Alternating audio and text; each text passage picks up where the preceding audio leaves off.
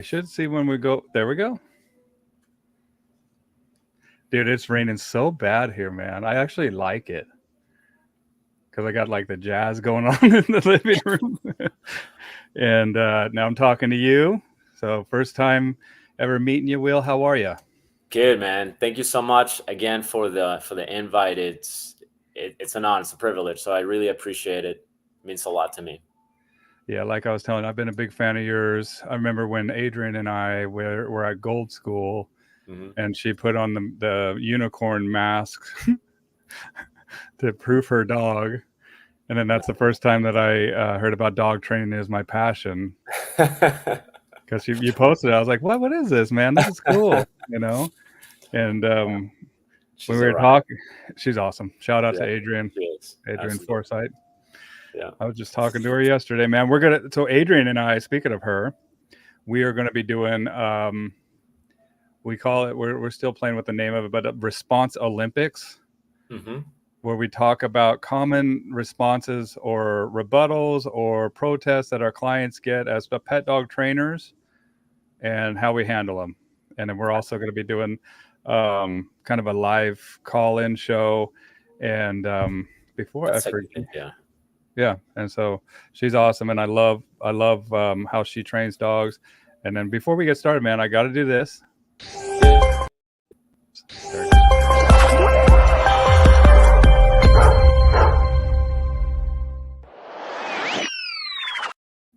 There we go. Pretty neat. Yeah, man. And so I'm working on a few things, you guys, as we're waiting for people to trickle in. And I'll just announce them. This is kind of my first one, man. So I want to start doing these every week. Okay. People ask when you do your live streams, and it's been very sporadic, very random whenever I feel like it.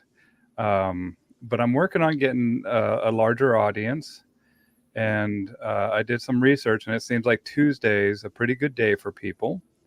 And it's a good day for me. And I also have a Patreon page. If you guys like what I do here, please consider supporting me on Patreon. There's a link, and I'll put a link in the comments down below.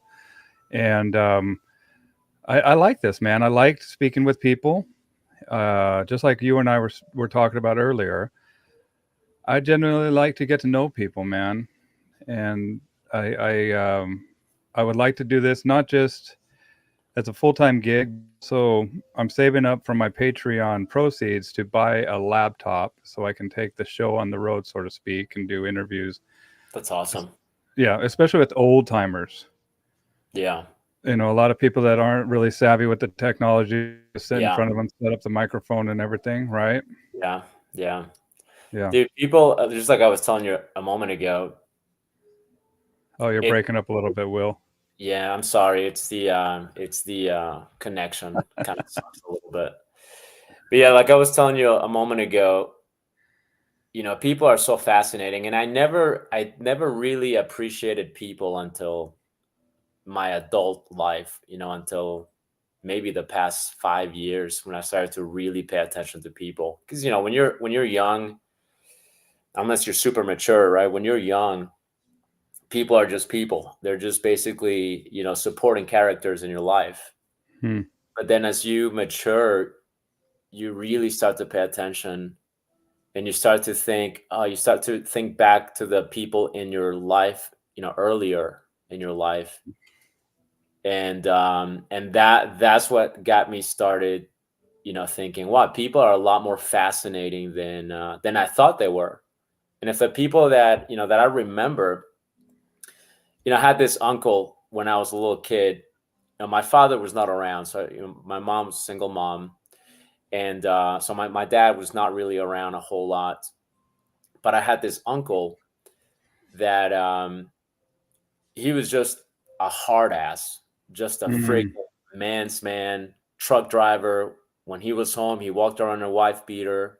He always had grease in his hands, and I just didn't like him. It was just, he was just like this very manly man, right? And I had my mom, I had my aunts, adored me, right? This little kid, but he treated me like a man, right?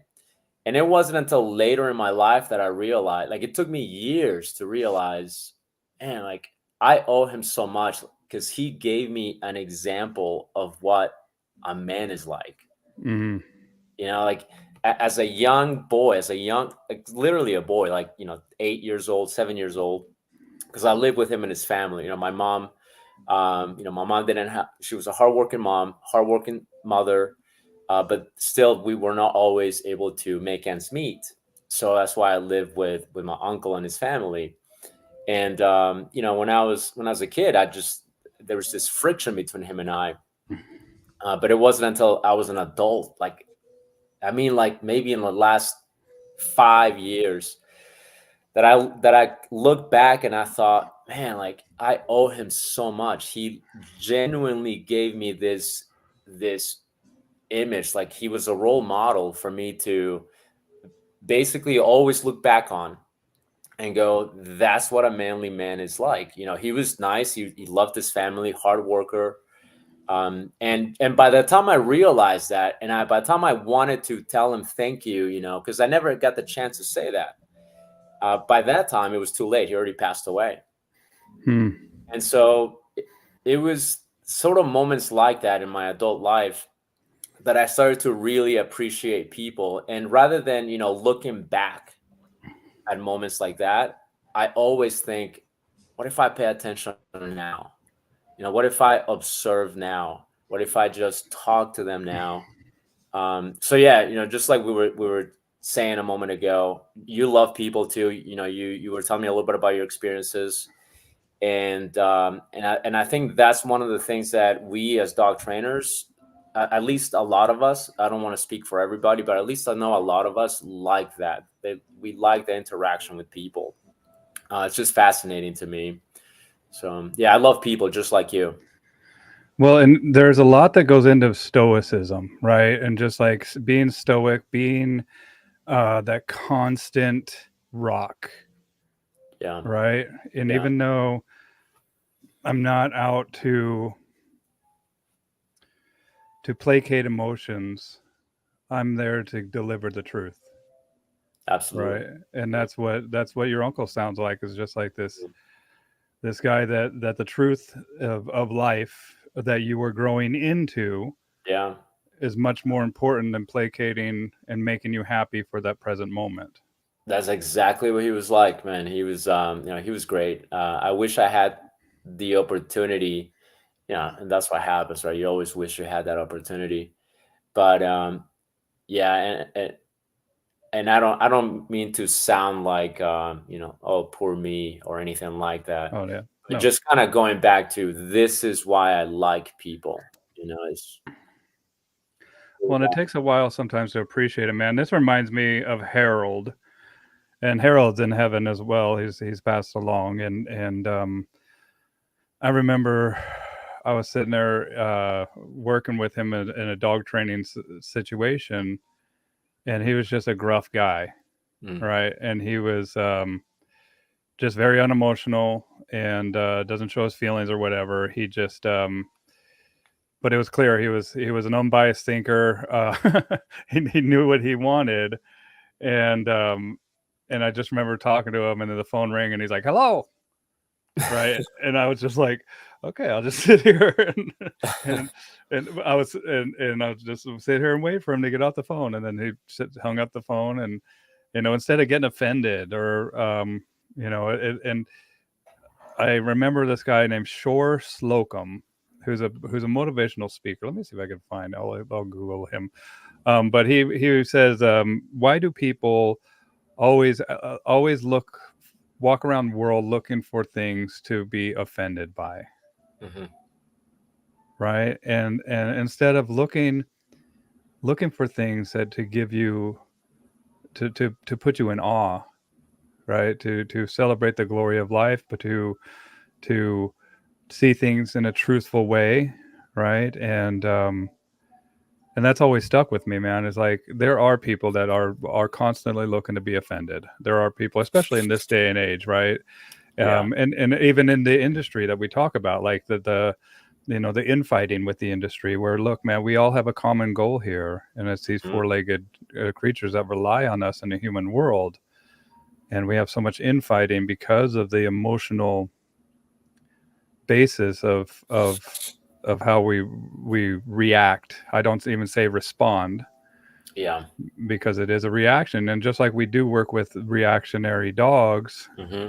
right? I see the same kind of mirrored with the people, the professionals, when they differ with somebody else's opinion. Does that make sense, Will? Totally, dude. And the thing is, I think that's something we're never gonna get rid of, because it encompasses every area of life, regardless of what industry you're in. And I think the nature of people is, people like to find their tribe.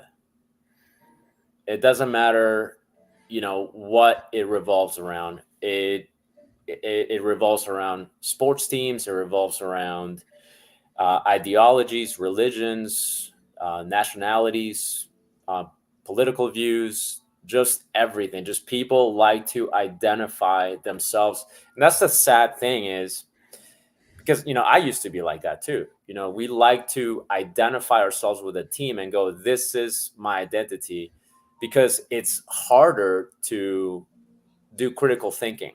Because when you Mm-hmm. do critical thinking, you now realize that you don't necessarily belong to a team. It's easier to pick a team. The team can do the thinking for you. You could revert back to your religion, your ideology, your belief, your paradigm, and go, this is how I see the world, versus going, what makes sense to me at the moment. And one of the hardest things is to admit that sometimes you were wrong. So it's easier to go, no, no, no, I wasn't wrong, because this is how I feel about things. And I think when people lose sight of that critical thinking, which it's hard, it's hard to um, to admit that you could have been wrong. And so, unfortunately, I think that's something that is not going to go away. Even you see it with purely positive trainers; they'll eat each other. They eat their own too, right? you Yeah. have you have the purely positive trainers. You have what they consider purely positive, what they consider aversives, and then even you have that with we'll call it the balance trainers. It's the same thing. You have the balance trainers that are like, no, no, no, this is not how you use the e-collar. This is how you use the e-collar, and then they'll just eat each other up, because even within the same team, we still want to find our teams, still want to find our tribes. And I believe that's just part of the human um, reality. Yeah, the condition of who we are, and I don't want to change it. We got to navigate it, man, because that's what it is, and but it boils down to what you were saying. And I often say to people that the three most important words that we can say as an individual is, I was wrong.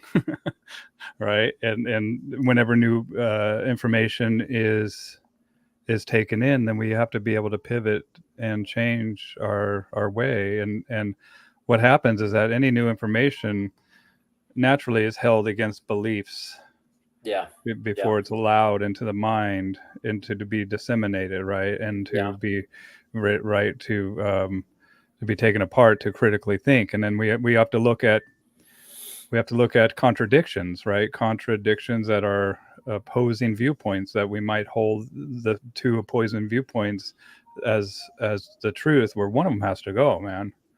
Hmm. Right? And so and I started out as a purely positive. I don't consider myself a balanced trainer. I do, because I get it. Like, I use any tools, Hmm. and but just like they're tools, man. Like, everything has to come up. I want the dog to respect me, not the tool, right? And I know that dogs get collar wise. I know Hmm. that they're smart, and to not think that they're not going to get collar wise, or not think that they might not act up without a collar on.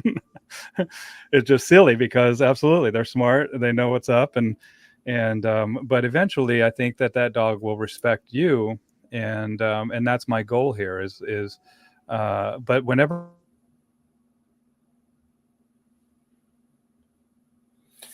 I'm sorry, I can't hear you.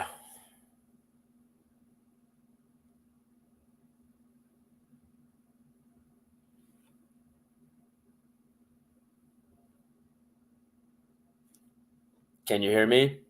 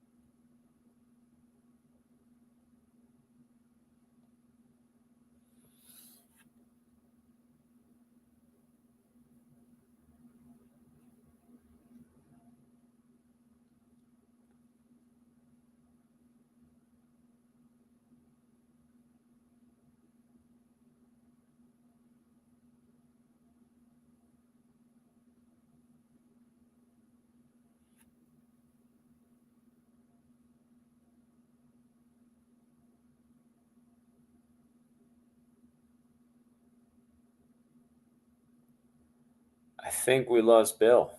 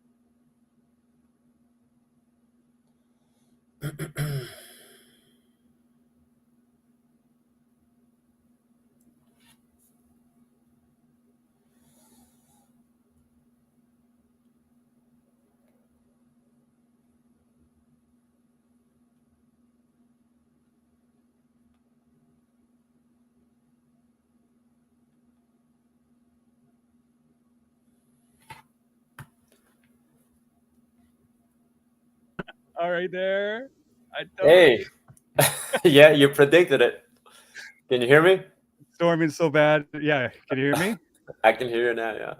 Okay, sorry, man. I'm sitting there chatting, and all of a sudden, poof, everything went black, and then it came back on, and then here we are again, you guys. I thought it Excuse was me. me at first. At first, I thought it was me. So I went onto your page, and then I just see my face there. I'm like, oh, we lost Bill. Yeah, sorry, you guys. It's storming like crazy, and I've lost power all like 3 or 4 times last night, and now today, um, yeah. So balance training. What I was talking is, whenever I hear balanced, like I think teetering, right, where I want to be on solid ground, and so I've always kind of, Good way to look at it. right, is like, where's Bill gone? What's up, Tony? Can you guys, can everybody hear me in the comments? Let me know that we're still live streaming. But that's, and I don't know if people get turned off by that or whatever, but I just wish that there was a different word, because I want to be solid. I want to be solid in my understanding. I want to have firm footing, because if you're balanced, all good now, fantastic. If you're balanced, then that means that you're easy to knock over. Sometimes you're an easy target, and That makes sense. Never thought of it right, that way. right, and decoy work too. And that's another thing too. Like if you don't know what you're doing, and you're not balanced, and you're not controlling the situation, or if but I also get it, like if we are balanced, that might mean that you are also on firm ground. But I just think of like a tightrope and balancing on a tightrope, and so No, I get it. I get it. I never thought of it that way, but it makes sense. yeah. I see what you're saying. But I consider myself an individual, man, and that's why I've never joined, even though I've talked about IACP, I've talked about different dog training groups. I've never really joined one. If anything, I might form one someday in my life, just because I want to. I want to build a platform where the stuff that I adhered to, we can bring more people into the fold. But um, yeah, Yeah, little, that's a fair point. And the whole thing with balance, I think that the problem with balance too, it's been kind of hijacked by, the term balance trainer has been kind of hijacked by people that you and I would probably not even associate with. mm, It's been hijacked by people um, that are unfair, that use just incredible amounts of pressure. And then they'll throw in a treat here and there, and then they'll consider themselves balanced. So the problem with that is, well, if they're balanced and I'm balanced, so now we're basically painting ourselves with the same brushstroke, yeah. and it's not the case. So yeah, it makes sense. Looking at that, Excuse me. no, you're good. I'm an individual. He's an individual. This is how I train. This is how he trains. That's how she trains. And we're all here to do what's best for our clients. Yeah, I consider myself an eclectic knowledge base, right? Because I go from Napopo to Karen Pryor to Fred Hassan to Tony Anchetta to Nelson Hodge, like, and even new people, man, like even my shadows and people that come to learn from me, I learn from them as well, Mm-hmm. right? And even on these conversations, I like talking to new people. Yeah. And just like you were saying, like I know it because I was that. As I was younger, and as I get older now, I'm almost 50 years old, dude. It trips me out, but it Dude, you makes look me. young. Oh, thanks, buddy. Yeah. Yeah, how old are you? 40. Okay, so you're Yeah. right behind me. Yeah, just a couple of years. But you, I'm 47. But you are at that point that I remember being, where as we start to grow older, we don't really give a crap too much about what others think. We actually want to, Yes. live with integrity. Does that make sense, Will? Yeah, absolutely. It's just a shame that it happens so late. But it's also, we know we go through the stuff so we can appreciate it, and this is where we start to grow to appreciate the people like your uncle, the people like my Oh yeah. client Harold, and realize too, like the kids that I raised, like my sister had a hard part of her life, and I ended up taking custody of her kids for a little while. And I know that I was kind of, a hard ass in their eyes. But I know someday that they might, come to me and thank me for taking them to work with me and making Absolutely. them, go to bed early and having downtime and respecting the schedule. But it's crazy when they come over and they're in their uh, early 20s now, right? Mm-hmm. And they're starting to have babies of their own. Mm-hmm. And it's just like they know that I'm real. They know that I'm going to do what I say. They know that I will, follow up, and I think that that's important too. And it becomes clear Because you're a rock. because that, They know you don't waver. They know that's Bill, and that's how our uncle is. He is like this. He might be a hard ass, but the one thing we know about Uncle Bill is he doesn't waver. He's a rock. yeah. And I could cry. I could get emotional. I could throw a fit. Uh, and there's a Marcus Aurelius, who's an old Stoic. Yeah. He talks about being the rock when the ocean is crashing all around you. Yeah. Right, and still maintaining that demeanor of calmness and not getting emotional. And I think there's value to that, and I think that is the aspect of being a man that I'm proud to be. Absolutely. I think that's the when we're young, that's what we look up to. When we are young and when we're weak, that's what we want. That's what we look up to. And we don't understand it, but that's what we look up to. And then when you start to grow into that as you mature, that's when you realize, okay, it's, being a rock, I mean, it's got its challenges, just like, having to suppress some of your emotions momentarily to get shit done. it it's challenging. It's sometimes easier. I'm sure you get overwhelmed, I get overwhelmed, and people watching, probably, we go through some periods of time where we're like, shit, there's so much going on. I just want to just I just want to lay down and cry. I just want to lay down, bury my head in the sand, and go, why? But part of being a rock is you have to go, maybe I'll just cry later. I have to get this shit done. I have to tackle my list. I have to get this done and that done and that done and that done. And if that means you have to get 3 hours of sleep, so be it. And people, that look from the outside go, what the hell's wrong with Bill? Why does he not smile? Why is he such a hard ass?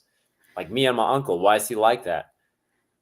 And it's because you have so many responsibilities and so many things that you have to get done that you almost have to like shut that off momentarily and go, I just have to bulldoze through these projects, through this list, and get it done. So yeah, it's definitely a trait that is worthy of having, and it's a trait that we all want to attain, and it's a trait that is misunderstood. But yeah, no, absolutely, that's exactly what you're talking about. Well, I think that that's why it comes when we're older too, because we fall apart as with youngsters, and Mhm. we start to realize that this isn't getting us anything, and then it doesn't matter how reactive we get, it still doesn't make things better, right? But if we stay the course and we keep our eye on the big prize, and then we truly celebrate that victory, where we can look back at the ground that we covered and realize too, like as we grow older, like my mom and dad just passed away not too long ago, right? Sorry to And hear that. yeah, thank you, buddy. But it's hard, it's hard to deal with this stuff, and you carry the weight of grief as Oh, yeah. getting older and watching people. Um, and then also as dog trainers too, like that's a great way of kind of, I mean, practicing that grief, practicing the loss that is inevitable to come in this life, right? It's also a dance that we're all going to do, and so to wrap our mind around our own mortality. Oh, yeah. But that's something that I am so thankful that I can help counsel my clients in with their when their dogs are on their way to the other side, and the only thing I can say to them is like, look, man, this sucks.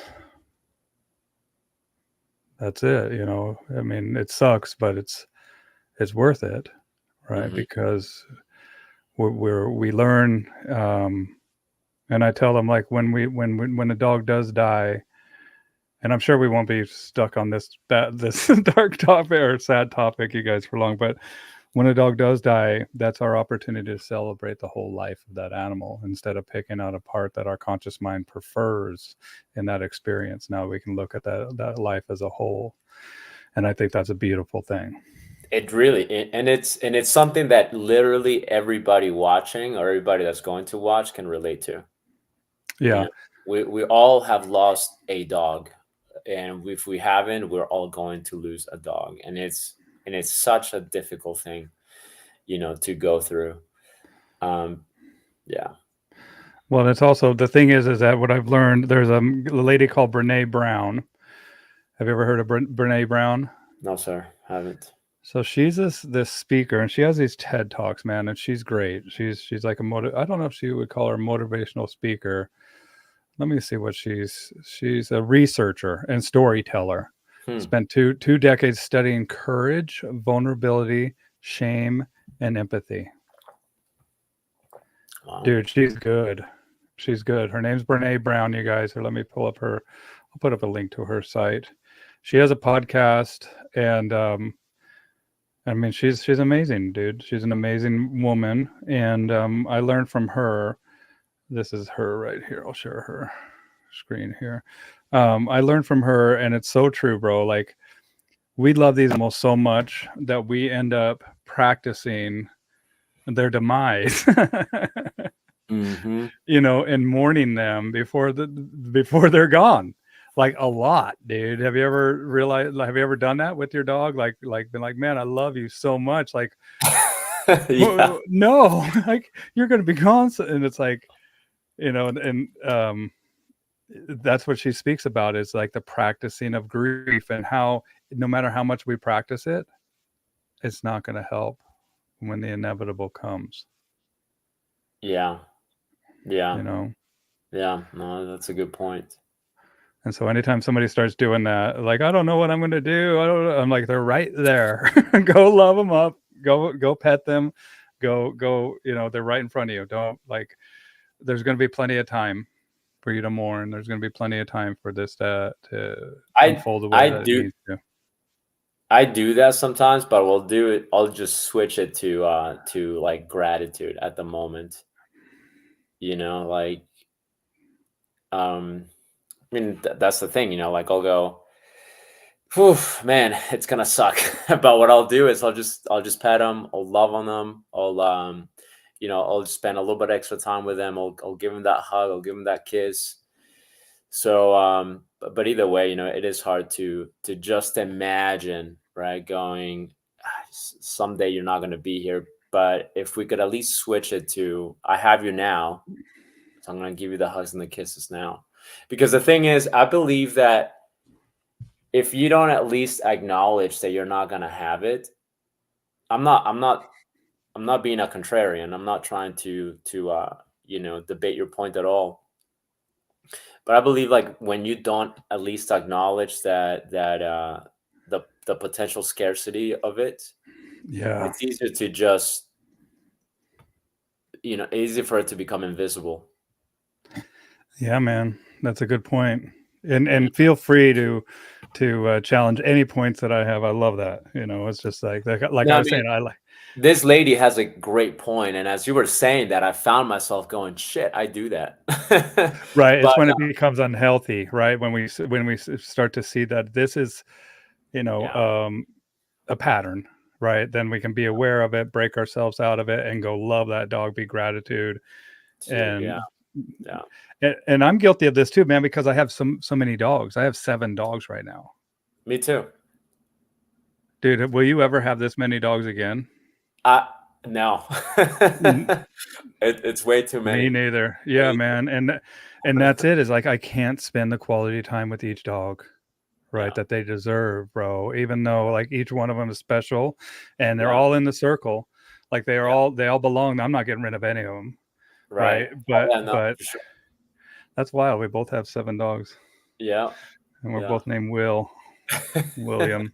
Yeah, Well, and so that's where I get your point, dude, of like we got to appreciate them. We got to, and if we bombard ourselves with too many of them, then we every dog that we have takes away from the dog that we already have, or every dog that we get takes away from the dog that we already have. Does that make sense? yes. No, absolutely. No, Worry is wasteful. Yep, it can be. Yep. Worrying is like a prayer for something you don't want. one thing I heard too about worry/fear is the it's faith inverted. Yes. Like it's the exact opposite of faith. You're expecting the worst possible outcome, whereas faith is you're expecting the best possible outcome. Um, Or it's you're amazing. praying for the best outcome, right? You're praying like, please help them get better, help them, save them, and praying for a good outcome. Where yeah, that I see that is like that worry is like saying now you're praying for something you don't want, and we Hmm.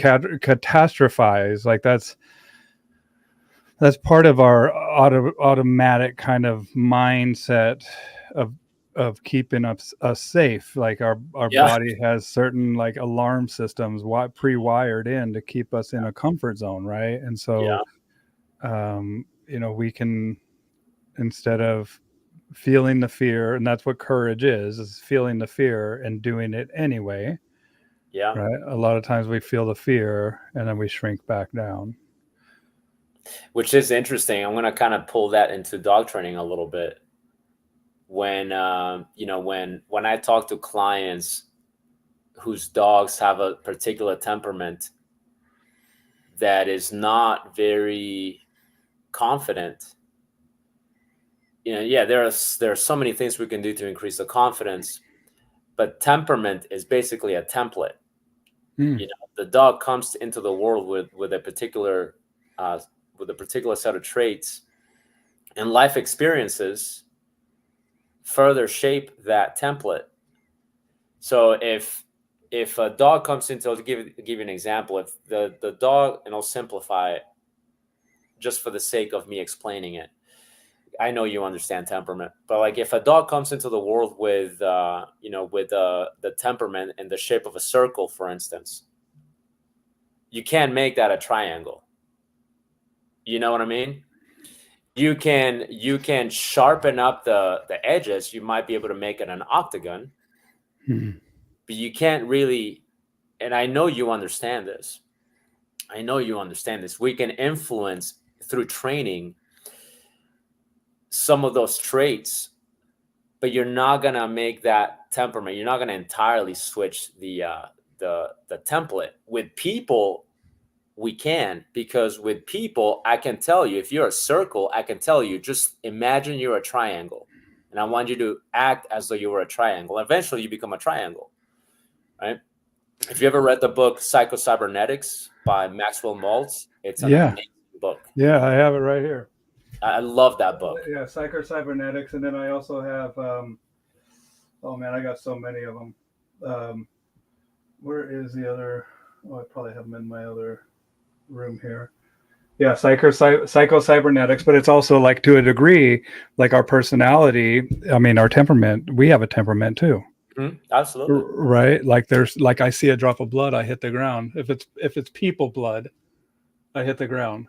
Yeah. If it's dog blood, then I'm cool, man. Like I've had some pretty hairy situations where like I've had to deal with it and I was absolutely fine. But Yeah. like medical, like we make up certain profiles, and sometimes I don't think we'll ever become, like there's some shapes that some of us will never become, no matter how bad we want it.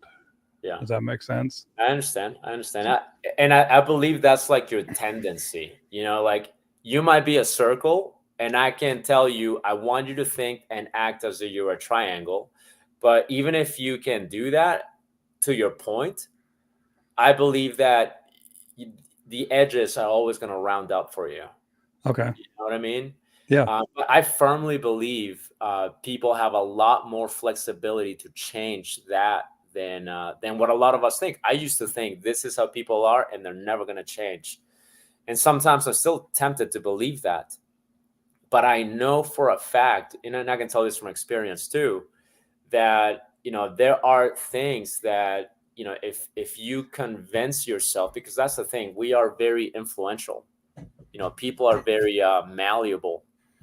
And I think that's a problem, but it's also the beauty of being a human being, is that we can shape ourselves to be more, more flexible with our temperament, with our personality than we think we can be. You can turn an entirely shy person, a wallflower, into a social butterfly. I strongly believe you can. You can turn a person that is terrified of talking in front of people, and you can turn them into a very proficient public speaker. But you can't do that with a dog. If we were switched that with a dog, because like I can't tell a dog, hey, just think like a triangle. You're shy. You're very, very naturally prone to be timid and startled. I can't explain to the dog. All you have to do is just imagine that you're a social butterfly, because dogs, the beauty about dogs is, and most animals, is they live in the moment.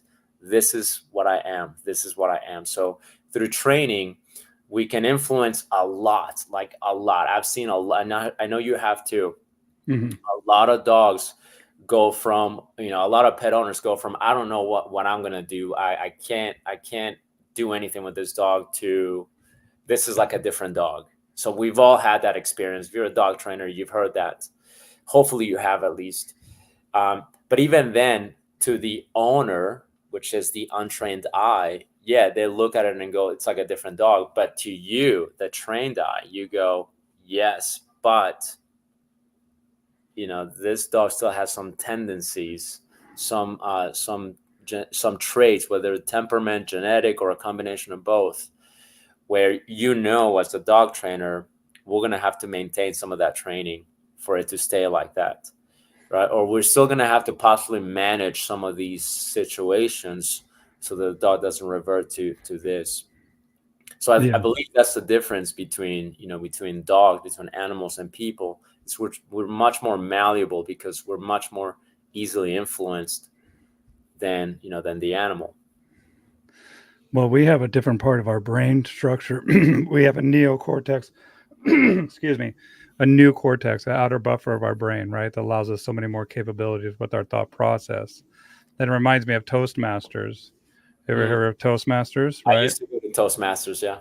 Right. And that's basically what they advertise, man, is like and even the Toastmasters, they talk about communication excellence. Look at find the club personality that fits your personality, right? Just like what we were saying, that like there is a fit, there is something that's going to allow you to grow into whether it be presenting in front of others, mentoring, or the public speaking. This guy's up on the stage here,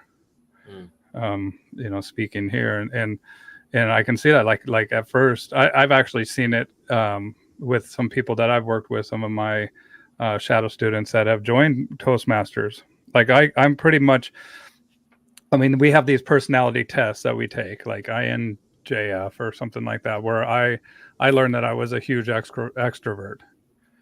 And my wife is like a huge introvert.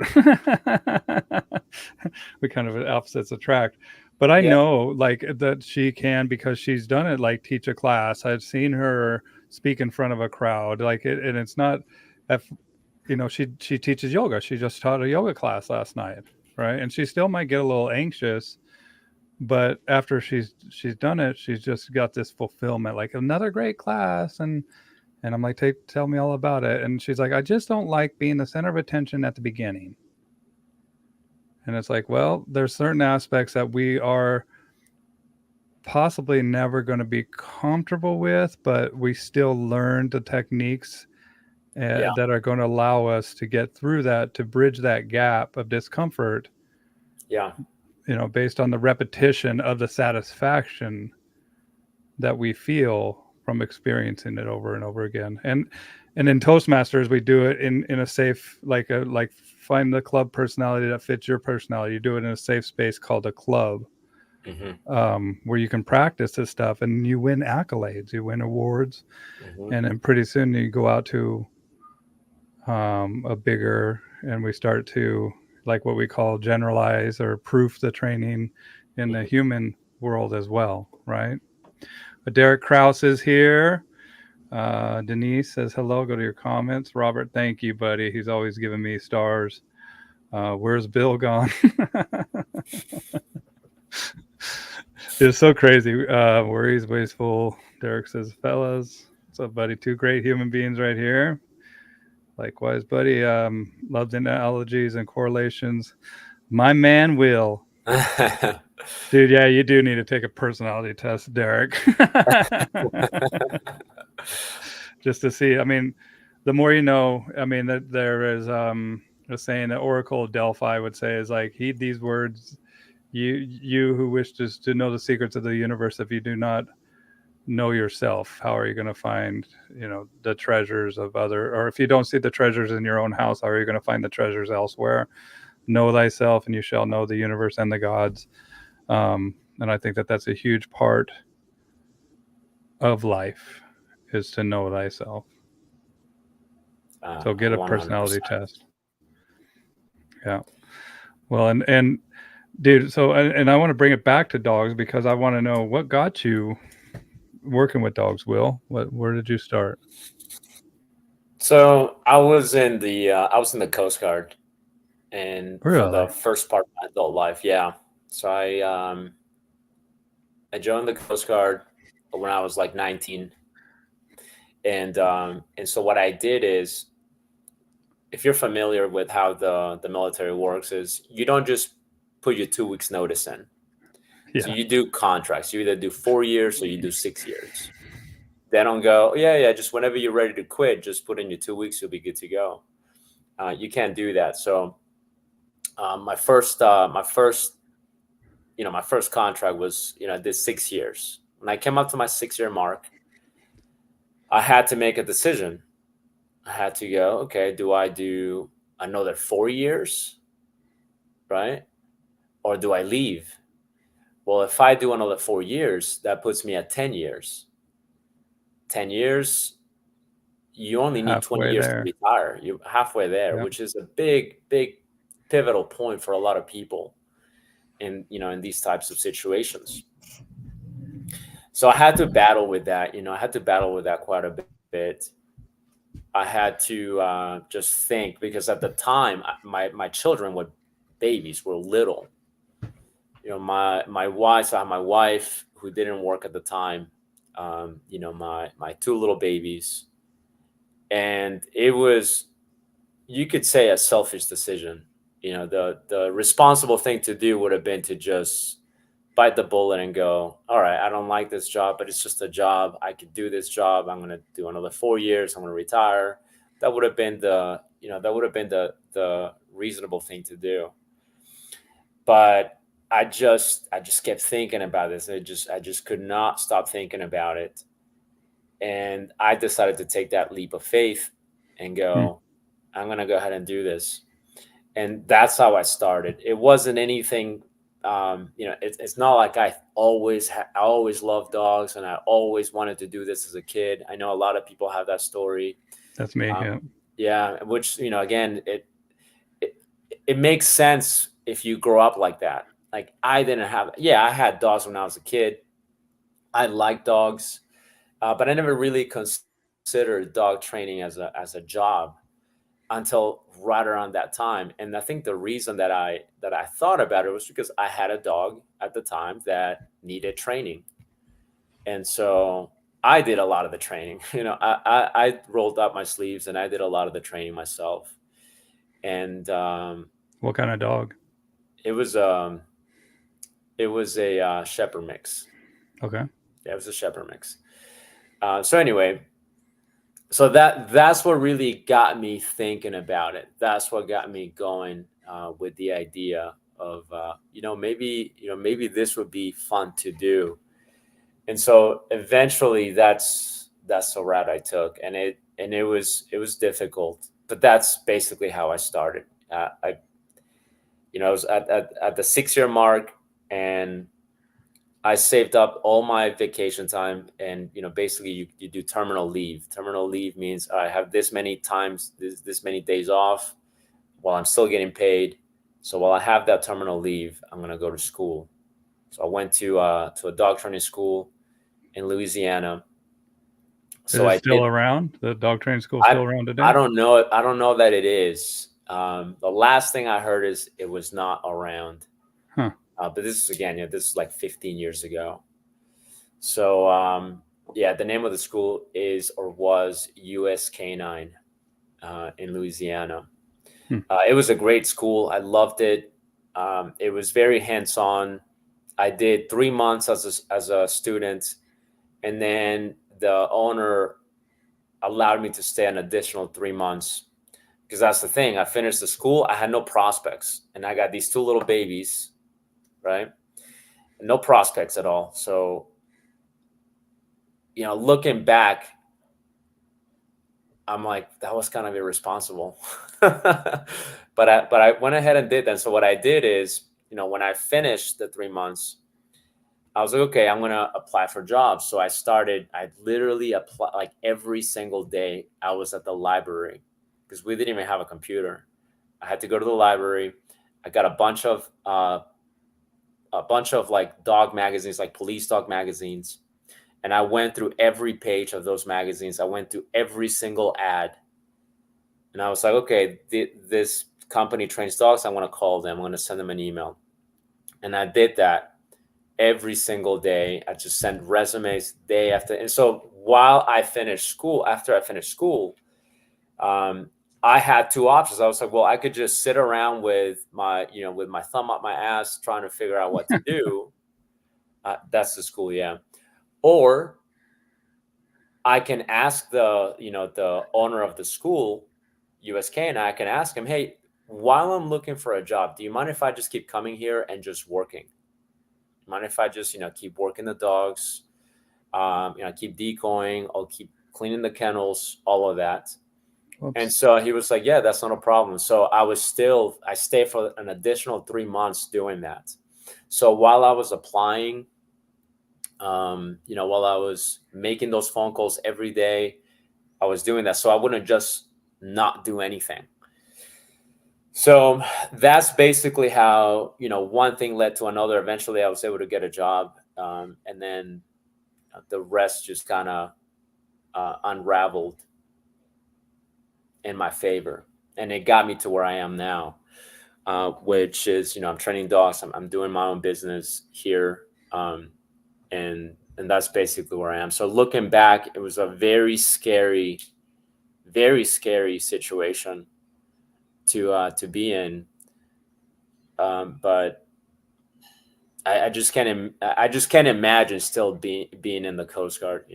It wasn't that I hated my job. I'm not suggesting that at all. It was a great job, but it was a job. Like, I get so much more fulfillment out of what I do now. I get to talk to clients. I literally feel like I'm making a difference, which I am, because you are, right? With dog trainers, we're literally making a difference in each client's lives.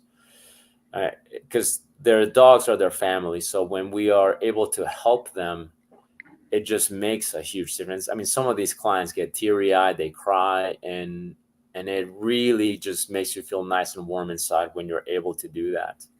So yeah, it was definitely worth it. Well, it sounds like dog training is your passion. Yes.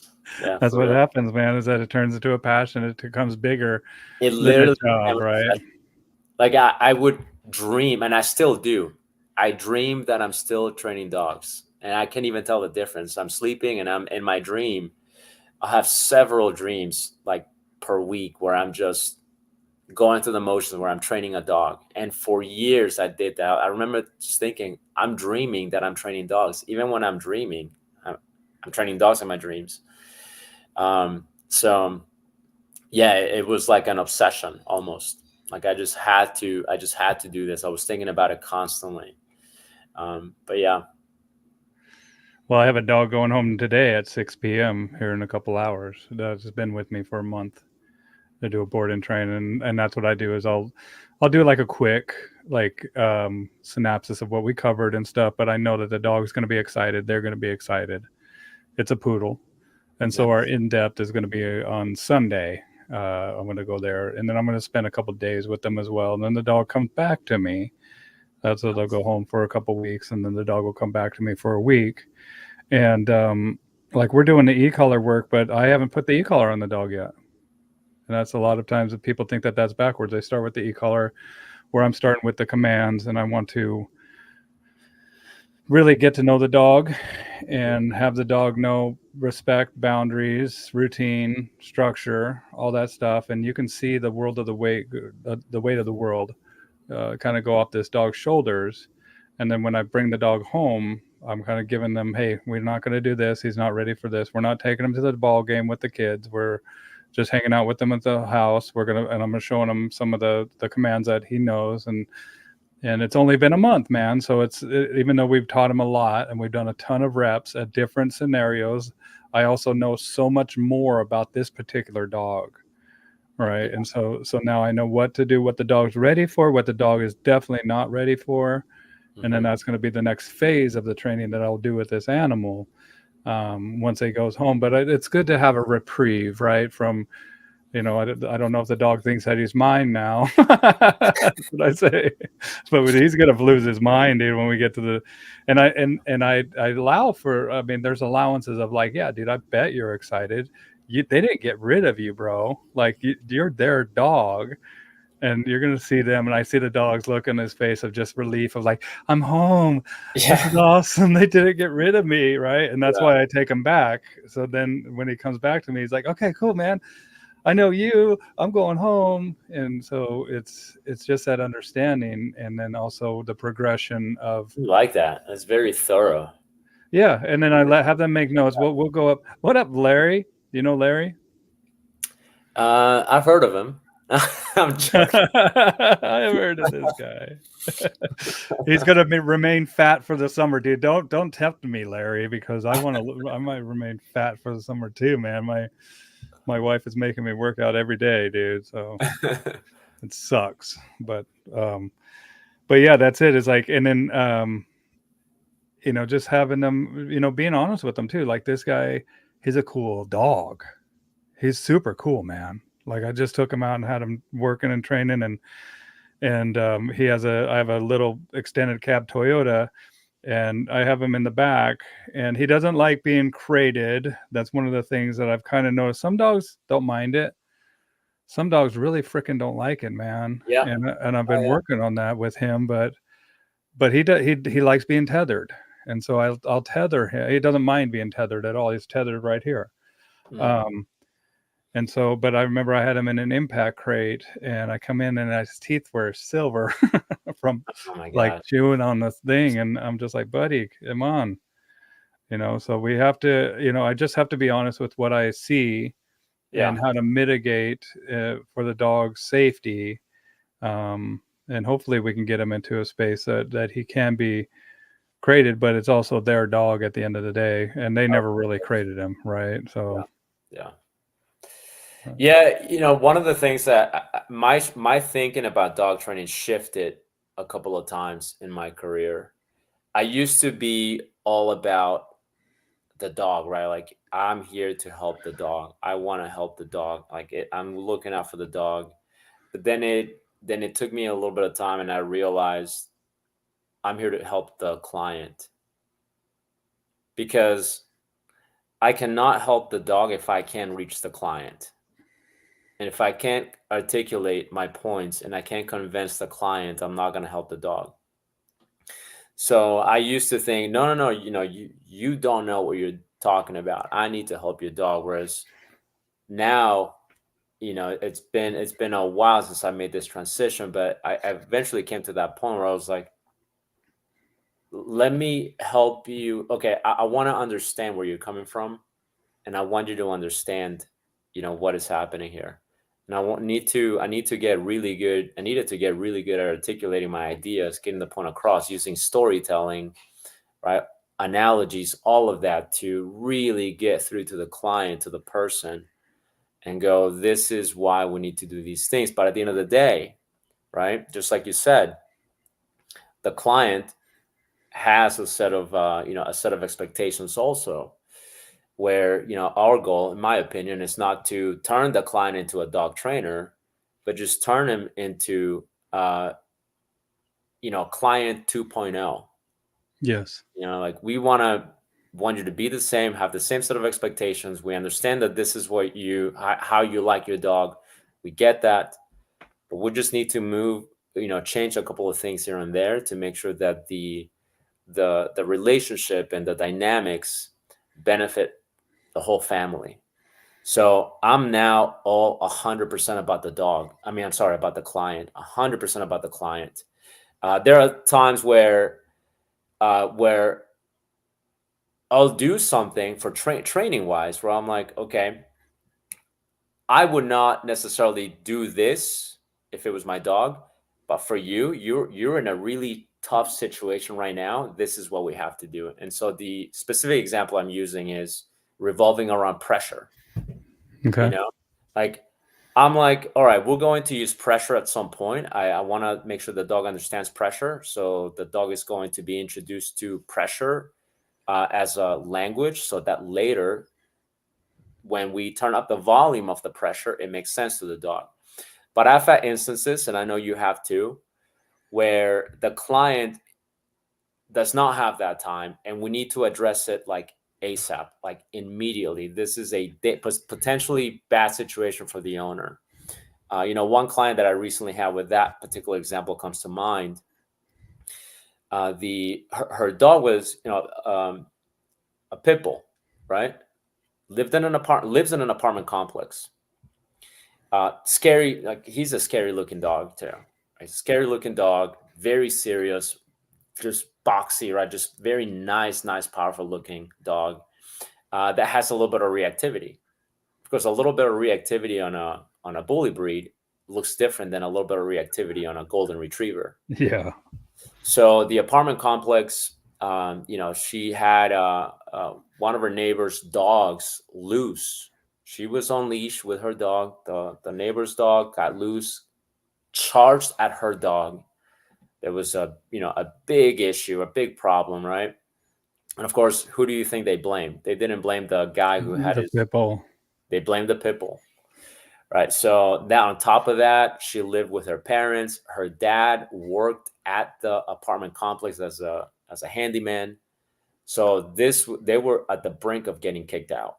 Right. They received a formal letter from the apartment complex, and they were like, "You need to get rid of the dog, or you need to move out by this time."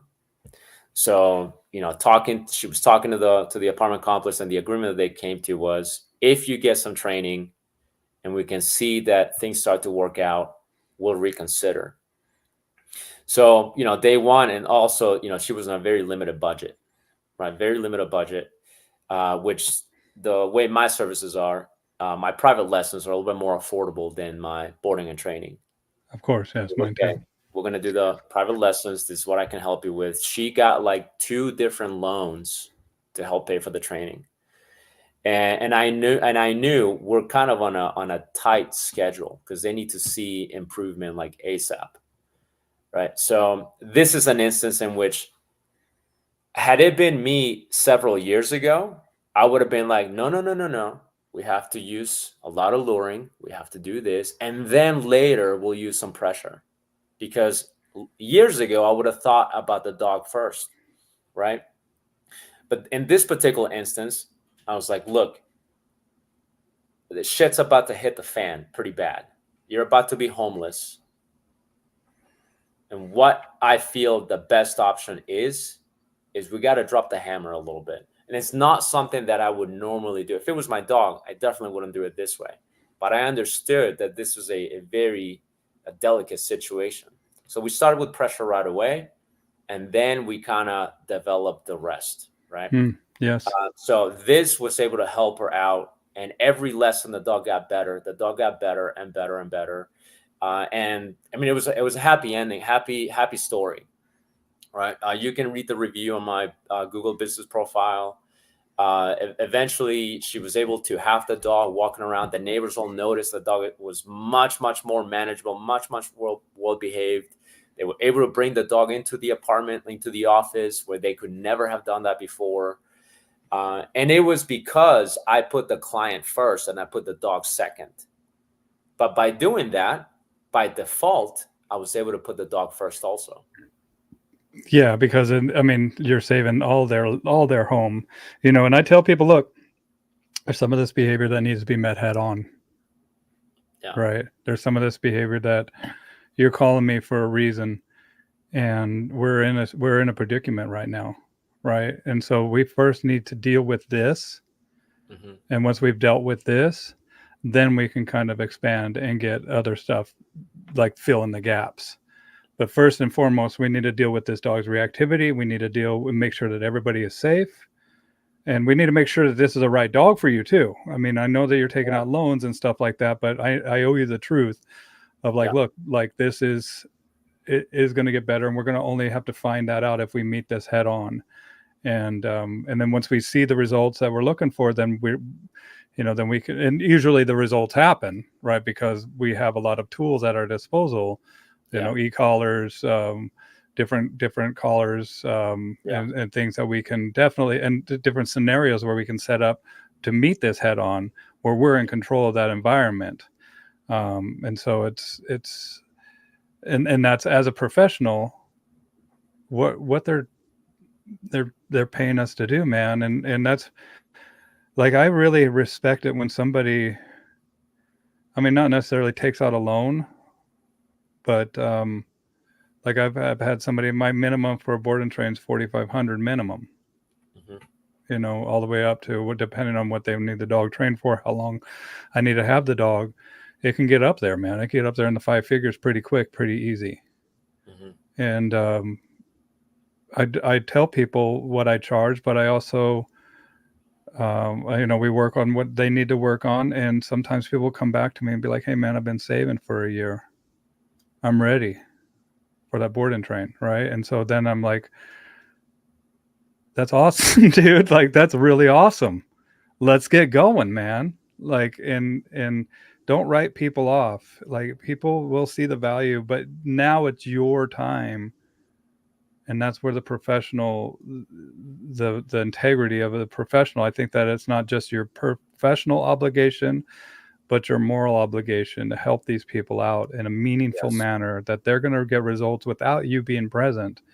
And that's where, you know, and with the dog that I have now, luckily I'm not dealing with any reactivity. I'm just dealing with just too much permissiveness that has allowed the dog to be a little rude, you know.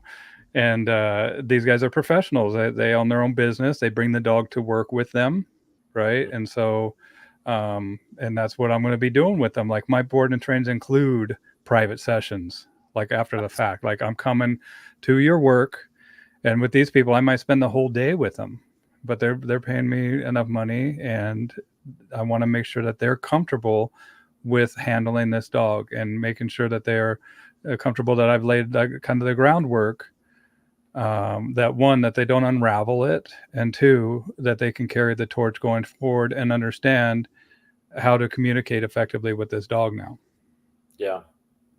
Right. And also how to read the dog. I mean, that's part of communication, right? Two-way, like not just communicating to the dog, but letting the dog communicate to them too. Being able to perceive feedback. And a lot of people misinterpret that a lot, right? It's like, oh, he's excited, or they anthropomorphize it, put human characteristics on the animal. Or it's like, no, dude, this is not what you think. It in a way it is, but in a way it's not. Like, and this is something that we need to be able to bring some stability to. That's what a lot of times that I'm working with my clients is just like, we need stability, we need focus, we need to open up these lines of communication, and sometimes we need to come to Jesus. You know, or especially when that dog is reactive to me. This makes me think of a Jack Russell that I had with this 80-year-old lady, and the Jack Russell is attacking every guest that comes to her house. And I come into the house, the dog comes to attack me, and I'm like, okay, dude, this ain't gonna happen to me, man. I'm the wrong guy to attack. Right. And then I gave the lady a slip lead. I was like, let's try this again. I'm going to come in and let the dog just do what it's going to do. And I corrected that dog. And then I took the dog for 2 days. Right. And then, and I brought it back, and luckily it never happened again. That is amazing. That dog had a memorable experience. Yeah.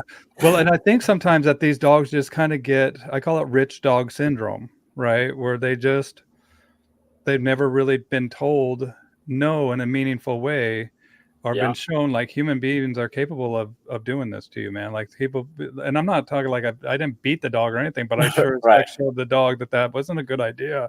And it didn't result in what he wanted, which was an adrenaline rush and whatever threat to be, you know, intimidated, right? I showed him, one, I wasn't intimidated.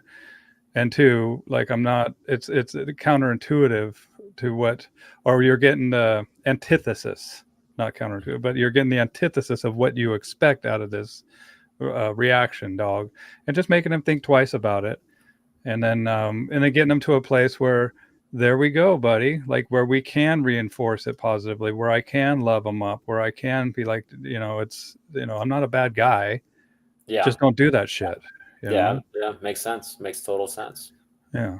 And sometimes people need the permission, or they don't know what they don't know. And so they're calling you, and I've worked with so many dogs that I can show them, hey, look, this is the most effective way to deal with this shit. And it's better if we deal with it at a 2 or a 3 before it gets to a 7 or an 8. Yeah.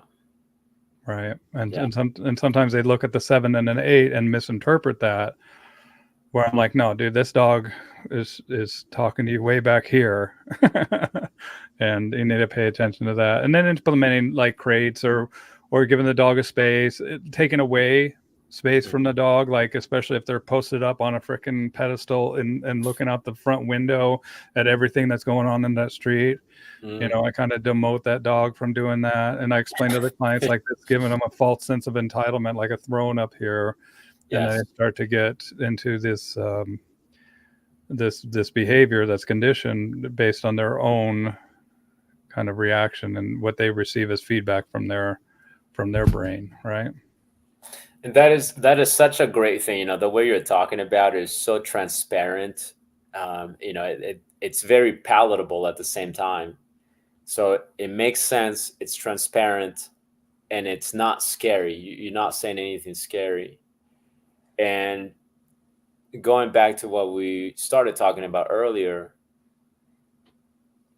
there will be some balance trainers that will just listen to what you just said.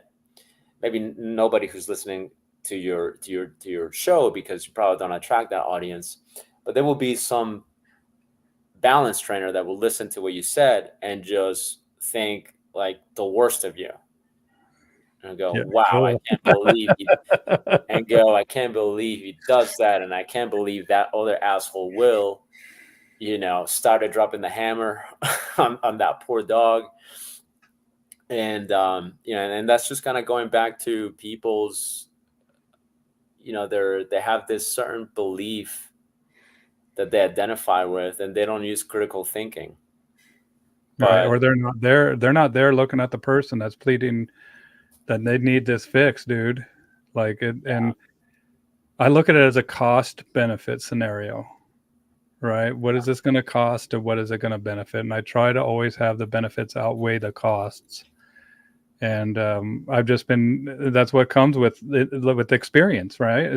That's how you become an expert. And the same root word as experience, right? yeah, Is and to know, like, look, there was times that I was wrong.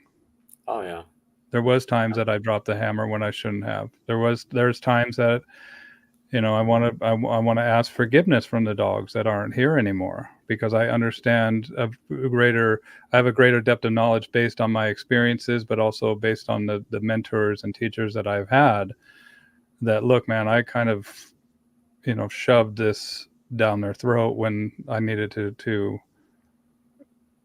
maybe chill out a little bit and let that feedback listen to that feedback that was coming to me from the other side of the leash, right? but you know what though, if we look at this a little bit deeper, had you been better, you wouldn't be better now. Yeah. Well, who Right. knows? Maybe I'd be even better, right? But what I'm getting at is, had you not made those mistakes, you wouldn't be what you are now. Well, in Like hindsight, that's the thing with every dog that we work with. It's almost like it's especially if you, like, I know because you have this experience and I also have this experience, and I think everybody who's been training dogs for a number of years has that experience of, man, like there were dogs that I could have just been better with. And just like you said, if I could just go back to that dog and just train it differently, it would be so much better. But that particular dog paved the road, paved the way for you to be who you are now. It was because you were unfair. It's because you didn't have the experience, because you were a little bit too harsh, because you dropped the hammer a little bit too much. It's because of that you are now, who you are. Right now, of course, there are people that don't learn. There are people that go, I'm just going to keep dropping the hammer. But a person like you is very conscientious about the process. You're actually looking at it and going, the very fact that you're looking back and going, I wish I could ask, forgiveness from some of these dogs. That already says a lot about you. It says that that you learn. And it says that the reason that you are as good as you are now, the reason that you're able to help your clients the way you're able to help them now, is because those dogs made a sacrifice for the dogs that you're training today and for the dogs that you'll be training later.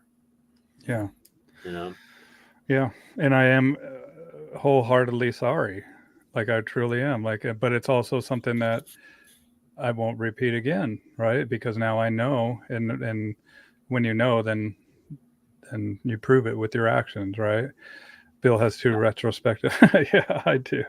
But I also, it's also the fact of I'm never going to stop learning either, right? And the bad thing about this industry is that it does attract some asocial type of people, some antisocial characters that kind of like to be in control and like the fact that a dog can't tell you that they've been abused or whatever. I mean, they can tell you, not like we can, but we know. Just like when Larry was showing those videos of those monsters that are, that doing this stuff to the dogs, and that's important to know too, man. Is that I have dogs here that I've fixed from other trainers. Yeah. And I know right away that, and I'll ask, did this trainer train that dog? Right? Did this come from, because the dog will drop. I'll say down, the dog will drop. Like, I mean, and I know I love good, solid, fast down, but it does it in a different way where I can tell that this has been hammered into this dog. And there's some of these dogs that I'm like, oh man, this dog didn't need that. Even though I didn't do it, I still am representing the industry that the person that did and do what I can, to build up the relationship with that dog. And that's the other thing, like this board and train that I have, and most board and trains that I have, it's like the first week is me just chilling with the dog and getting the trust and seeing how they interact with my dogs. And that's the other point that I was going to make too, is like I was saying, I'll never have this many dogs again too. That's a learning pivot that I've experienced too. Is like, oh crap, dang it. Like, but I now I know my limit. And what's the most dogs that you'll have in the future after these guys all pass on and go along where they're going to go at will? 7, no more than 7. Like, so you won't have this point forward. No, from this point forward, it'll just be less and less and less. Probably, I want to say maybe like 4 at a time. 3 at the most for me. That's doable. 4 is doable. Maybe just 1, dude.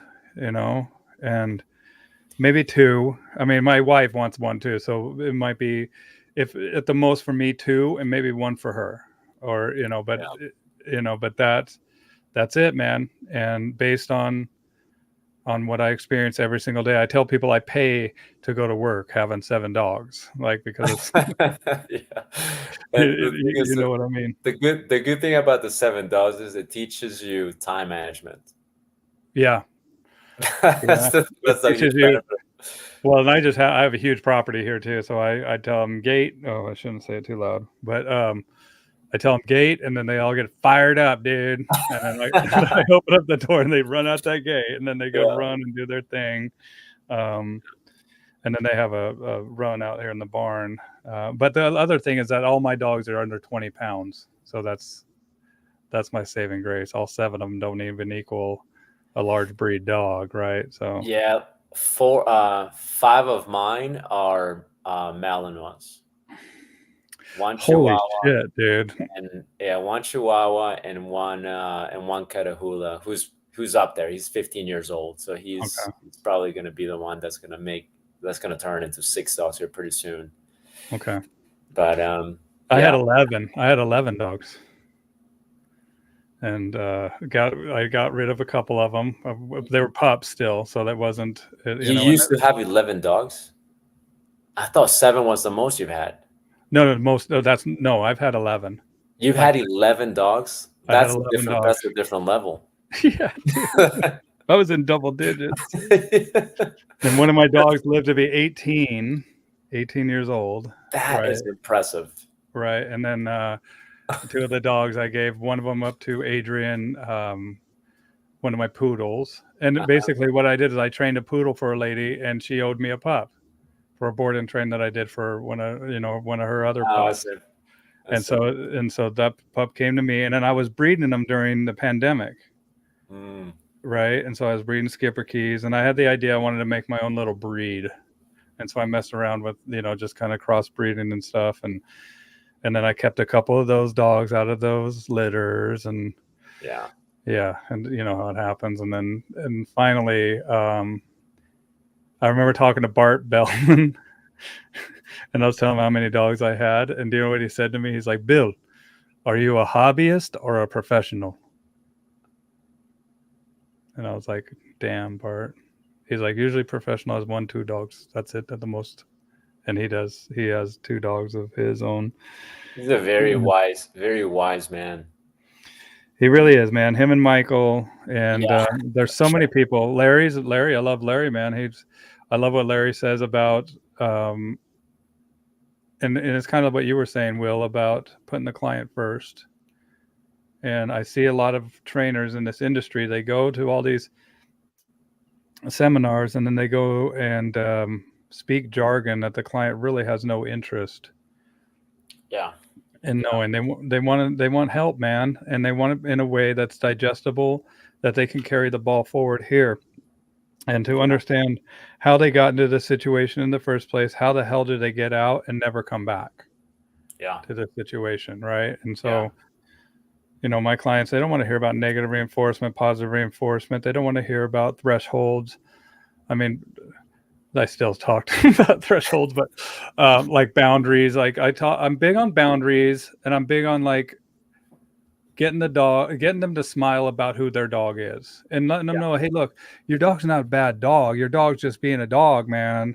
It's in a human world that they're existing, and we're kind of sending them a mixed message here, and giving them these false sense of entitlement, and putting them in positions that they have no business being in. Right? Does that make sense, Will? Yeah, totally.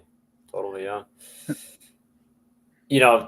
Talking about what you just said, talking about the clients, talking to the clients, one of the hallmarks of somebody who truly understands their profession is if they're able to explain in layman's terms what they're doing. If you can, like in any profession, any specialty, if you're able to explain in layman's terms to the average person what you're doing, that means you truly understand it. If you're able to explain it in a number of ways and still convey the same message, that means you truly understand it. So when you're having to use a lot of terminology, and you're having to use a lot of technical terms, that's when you basically are going, I have to default back to, look at that, perfect. From the man. Exactly. So it just makes sense that when you're kind of young, and when you're like 2 years into being a dog trainer, and everything there is to know, right? That's typically how it goes. For the first 2 years of your career, everything. You always default back to the quadrants and this, which again, there's nothing wrong with. Okay, you should understand how all that works, but to tell it as though it's a story that you have to go, okay, first we start with this and then we do this. Just like you mentioned, the client does not understand. They don't care. They have their own lives. They have their own professions. I go to the doctor, just tell me what's wrong. Like, just tell me how to fix it. Tell me what I need to do. That's all I need. Right. I don't need the details. It just make sense to me, so I understand what is going on, but that's it. Yeah, don't make me anxious, Doc. I just changed the dog training as my passion under your name there, because I think that's such a cool domain name. And that's it, is like, and the other thing is, Will, is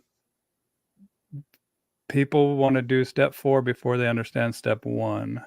And that's the other aspect of it, especially with the training that I'm doing with them. It's like, we need to deal with this stuff first. And they're like, well, how do I deal with this stuff?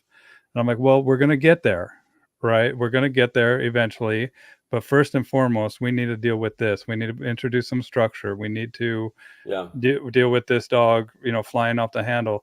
And it reminds me of one of my favorite quotes, dude, of between stimulus and response. Have you ever heard that one? No. Well, what's the quote? So Viktor Frankl is a guy that he was in the Holocaust. Okay. And he was a doctor. And he wrote a book called Man's Search for Meaning, one of my favorite books. And he has one of my favorite quotes. Here, share this tab, and right here it is. I've heard of that book. I've not read it yet. So between stimulus and response, there is a space. In that space is our power to choose our response. In our response lies our growth and our freedom. It's deep. Right? Mm-hmm. And that's where I think that I'm working with the dog, especially reactive dogs. Right? Is like I need to get a space in between the stimulus the knock on the door, right? The whatever it is that's setting this dog off before they're even responding, they're reacting. Mm-hmm. And I need to widen this gap. Mm-hmm. And so I can show them a better response. And in that, by showing them that response, I'm going to allow them to have more freedom in their life. Makes perfect sense. Right. And we got to let these dogs be free. Right. And even though there's certain aspects of this where we're going to have to manage, especially with the dog that you were talking about that has a certain temperament, mm-hmm. like this is going to be a management situation for the life of the animal. Yeah. Right. There's still aspects of freedom that this dog is going to be able to enjoy and to have like a true sense of self and a sense of worth, and be able to have a steam vent when they're cooped up or something like that. They're going to have a way of expressing themselves, that is going to be conducive with your life and with their life. And that's where I come in. I tell people I'm an attorney for the dog. I'm like an attorney I represent their best interests. And you can tell me, anything you want. And, I do, teach the client and work for the client. But at the end of the day, they're hiring me for interspecies or cross-species communication. And so it's my job to, let them know when they're, like I was saying, sending a mixed message to the dog, or it's also my job of like, this will be much more fulfilling to this particular individual dog. Yeah. Yeah. Right. And especially with working breeds that I call them working breeds with unemployment situations, That's a good way to put it. Yeah. And I see more mals, man. Like I see more mals. I see a lot of huskies up here in the Pacific Northwest. I'm north of Seattle. Malinois are blowing up big time. How do you with somebody that has so many mals? Well, if they can handle it, and depends on the temperament of the Malinois too. There are some, Malinois they're so broad in terms of temperament. Yeah, like for instance, if you get like if you were to see a lab, let's say you were to see a yellow lab in Seattle or in Washington, and then you come to Texas and I show you another lab, and then you go to New York and I show you another lab, you're going to see a lot of commonalities, a lot of things, a lot of common denominators in these three different labs from different different breedings and all of that. You're going to see their temperaments are different, but you're going to see a lot of common ground. Malinois, on the other hand, it's been my experience that they can be so vastly different from each other. And I'm sure you've noticed too. And everybody who watches and owns and works with Malinois regularly, you could probably attest to this. I've seen Malinois that are social butterflies. There are Malinois that they're not social at all. There are Malinois that are more timid, very, very timid. They startle easy. There are Malinois that are super confident. There are Malinois that are very dainty. There are Malinois that are bulls, basically bulldozers. They're so vastly different from each other. And that's the thing about them. Now, if I have a client or if I know somebody who has a Malinois, that's the first thing I'm looking at. What kind of Malinois do you have? I've worked with people that have Malinois that you basically have to turn them into dog trainers in a Yeah. sense, Yeah. because they will not get rid of their Malinois, right? They love them. They have such a connection. So we're like, okay, then you have to do this, this, and this, and this, and this, and that, and the other. And then you have Malinois that are much more, much easier to live with. So it varies, it really varies, because my experience has been they're so different from each other. I mean, even in the 5 that I have, That's crazy, dude. two of them are clowns, complete clowns, social, and then one of them is kind of neutral, but she will not hurt a fly. Then one of them, if he doesn't know you and you kind of cross a little bit of his bubble, he'll bite you. Yeah. So and then one of the other ones, the youngest one, it's just like a happy biter. She's just constantly snapping, just Okay. happy, super happy. But they're just so different from each other that you can look at them and go, it's almost like they're entirely different breeds. Isn't So that wild? Yeah, but they look like a Mal, and I've had them be from, happy-go-lucky to just cool dog. Like, I've had a really cool Mal, not myself, but a client. yeah, I had a dog that was a service dog that was one of the best service dogs ever, right? Well,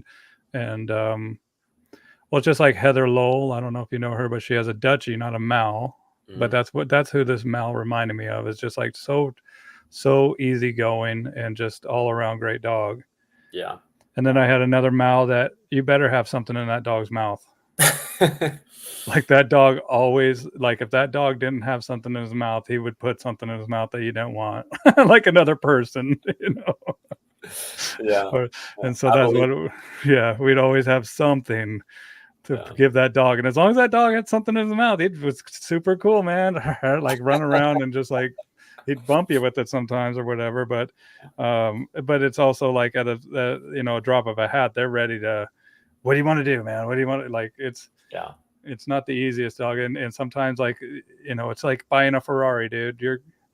You got a lot of responsibility with that thing that, you kind of do need to understand what you're getting into. And I have a client, right, or a shadow that is got a Doberman, and this Doberman is he's good all around, but he's definitely a working dog, right? And I'm telling her, like, this is what you got yourself into. And she's tried to train this dog with stuff off YouTube and everything that she's seen. But just like so many of my clients, this dog needs stability. This dog needs duration. This dog needs to, know a solid heel, needs to know a solid downstay. And it's like, and she's always had the end where she's playing fetch with this dog, and like, it's always exploding where the dog expects to always run this out, and has created like a super athlete in this dog. And I'm like, no, that's not necessarily what we want to teach this dog. We want to teach this dog and be able to trust this dog in a variety of situations. And so we have to do the stability. We have to do the time that it's going to take for this dog to learn how to calm himself. I can't hop in that dog's mind and zen out for him. The dog's just going to have to deal with situations where he's just going to have to wrap his mind around just being, I guess. Yeah. Maybe just a skill. Yeah, but she's becoming a dog trainer. I mean, just because it's what this dog needs, and luckily she's interested in the craft. And I've seen a lot of people, like, that's why I asked why you became a dog trainer, is that they get a serious dog, or they get a dog that they've fallen in love with, man. And they've gone to positive only trainers that eventually tell them that they need to euthanize this dog. And they're like, there's no way in hell. Yeah. And then they find a good trainer, and they fix the problem, or they learn how to manage it in a way that's correlative with their lifestyle, with their life, and then they go back to this other trainer to tell them, hey, look what I found out, and then they get demonized. Oh, big time. Right? And it's like, wait a second, you wanted me to kill this dog. The dog's going to live a good life and live a full life with me. And, and that's, that's something that I think that's one of the reasons why I continue to have the fire of doing this is there's people out there that, I don't know, man, they think that a needle is the solution. It's it's an ideology. Yeah. And no, get me wrong. Like I've behaviorally euthanized dogs, but I think 3 of them in my whole career.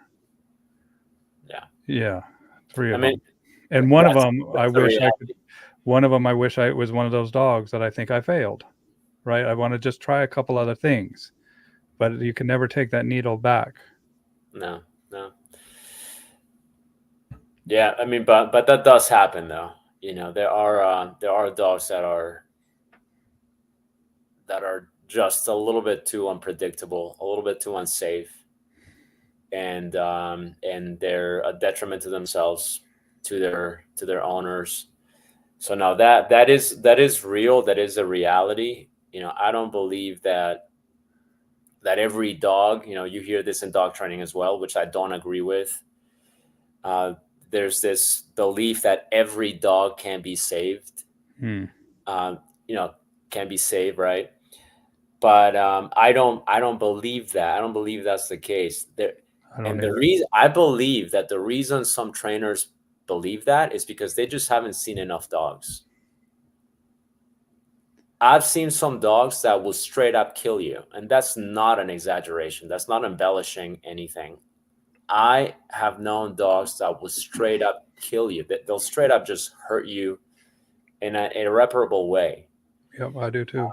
And so when we look at these dogs, there is technically nothing wrong with them. They're just pretty happy the way they are. They don't. If you were asking me, do you need to be saved? They'd be like, no, I'm pretty happy the way I am. But no, they'd be like, F you. Like, well, why didn't you ask me that? And then they'd shoot you.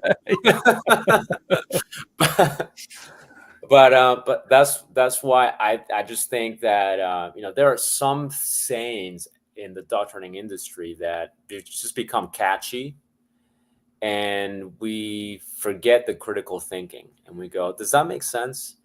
If it makes sense, if it genuinely makes sense, like if the belief that every dog can be saved and every dog has a solution and every dog, if you truly believe that, then I strongly believe you just have not seen enough dogs. Yeah. Okay, because there are dogs that are just plain old, just simply just dangerous. Well, not just dangerous because they're cognitively, that's their temperament, like we said. But there's dogs out there that are not wired. Their wires aren't crossed correctly, too. Yeah. Right. And there's a huge world of rescue. There's a huge rescue world out there, and there's also this this no-kill notion. But what I've seen from my own experience and what I've witnessed with my own eyes is that it becomes a juggling of the lemons, where they'll just move dangerous dogs into situations. And that's why I don't work with rescues anymore, man. It's because I've had dogs that are dangerous dogs that have been moved into homes that Heather Beck calls them slow-moving car crashes, and it just weighs on me, dude. Like I can't stop thinking about these situations where this dog should not be with this elderly couple, should not be with this family with these little kids, and then you read these horror stories about them attacking. You don't want to be complicit in that. Never, and that's where it's like the proper temperament test and placing the right dogs. And I go ahead. No. Please go ahead. Finish your thought. I mean, that means that we have to do our due diligence, and doing the due diligence realizes that not every dog is going to make the cut. Then what? we have, and I've said to people, we have 10, 20 dogs that are never going to do what this one dog is doing. Hmm. And this one dog, who's a dangerous dog, who's a high maintenance dog, who's going to have to be managed, and um, is taking up so many resources in this rescue world, Yes. that we can utilize 20 dogs and place 20 good dogs in lieu of this dog that's taking up all the energy and all the resources. Yeah, my experience has been that with larger rescues, that's usually the case from my experience. With smaller rescues, they seem to have more common sense. There is less, there are less spoons in the pot. There's less, less board meetings, right? It's more like, does this make sense? This makes sense. Okay, then we're not doing that. That's been my experience with the smaller rescues, where they very much resonate with what you and I talk about. So one of the craziest. I used to work at Starmark Academy as an instructor No there. kidding. Okay. Yeah, I was an instructor there for some years, and we work Oh, with rescues.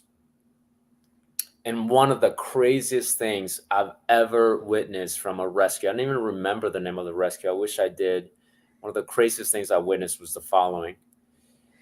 In this particular class, we got a bunch of rescue dogs because we would pair the students with a rescue dog, so that way the students would love learn it. with the green dog. You Yeah, know, love it. I've done so that with certifications that I've gone through.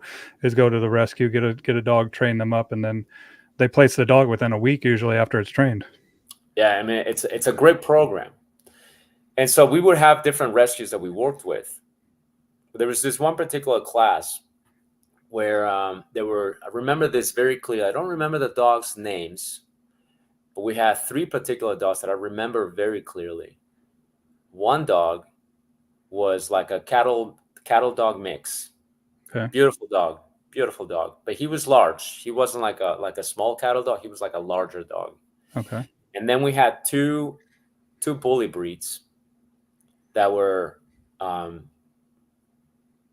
pretty ugly, like aesthetically. Yeah, I mean we don't find dogs ugly. I understand, talking to a dog person. We're like, there are no ugly dogs, but aesthetically they were not really good looking dogs, right? They were bully breeds, boxy, and just not the best looking pups. But throughout the program, these two bully breeds were so freaking friendly, just amazing temperament, Hmm. social, incredible, right? And they were going through the training, so they were getting training. The cattle dog mix was an asshole, like straight up unpredictable. He bit like three people during that class.